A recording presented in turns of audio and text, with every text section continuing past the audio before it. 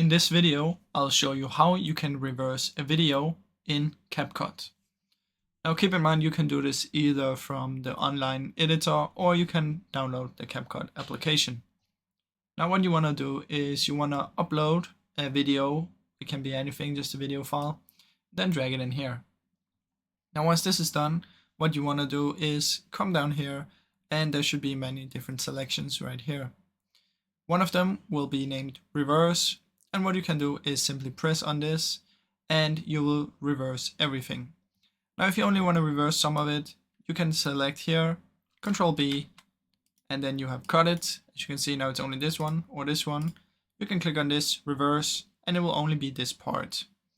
Now if I click on this one and reverse, it will be that part. When you press reverse, it will load for a little bit until it's done reversing, and then that's about it. Now, I really hope you enjoyed this video, and if you did, please leave a like and subscribe, as it helps me out a ton. Thank you so much for watching.